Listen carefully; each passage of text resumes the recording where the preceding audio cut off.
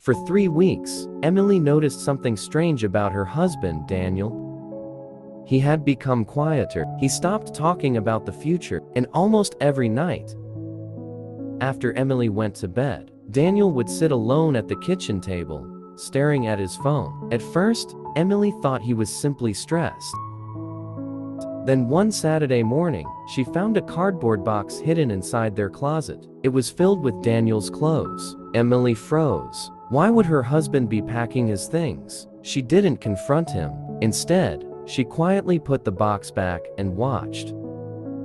That evening, Daniel received a phone call. He walked outside to answer it. Emily stood near the window and heard only a few words. "I can't keep hiding this from her." Her heart sank.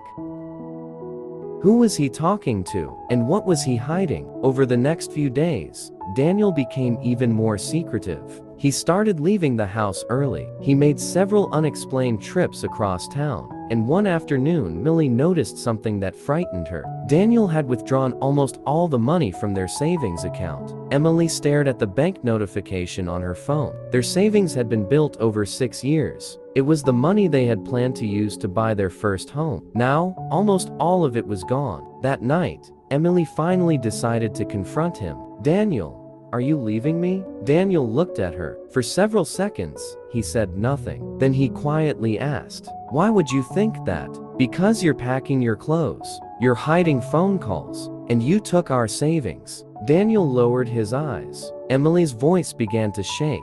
"If you don't love me anymore, just tell me." Daniel walked toward her. "I have never stopped loving you." "Then what are you doing?" Daniel took a deep breath. "I need you to trust me for one more day." Emily shook her head. "I've trusted you for 6 years, and tomorrow," he said, "you'll understand why." The next morning, Daniel woke Emily before sunrise. "Get dressed." "Where are we going?" "You'll see." They drove for nearly an hour. Eventually, Daniel stopped in front of an old building. Emily looked through the windshield. She had never seen the place before. Daniel got out. Emily followed. Inside the building was a small apartment. It was completely empty except for a bed, a table, and a few boxes. Emily looked at Daniel in confusion. "What is this?" Daniel handed her a key. "This is your new home." Emily stared at him. "My home?"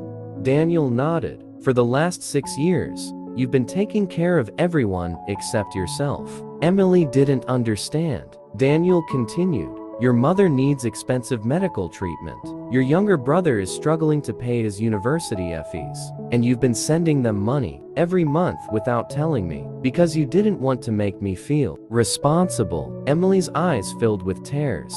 Daniel had known, but there was more. "I found out 3 months ago that your family might lose their house." Emily covered her mouth. "So I sold my car." He paused. "And I used our savings to buy this apartment." Emily looked around. "But why?" Daniel smiled. "Because I know you would never ask for help." Emily began crying. "You thought I was leaving you." Daniel gently shook his head. "No, I was trying to make sure you never had to choose between your marriage and your family." Emily hugged him tightly. For the first time in weeks, Daniel finally told her everything. The late-night phone calls weren't with another woman. They were with the bank.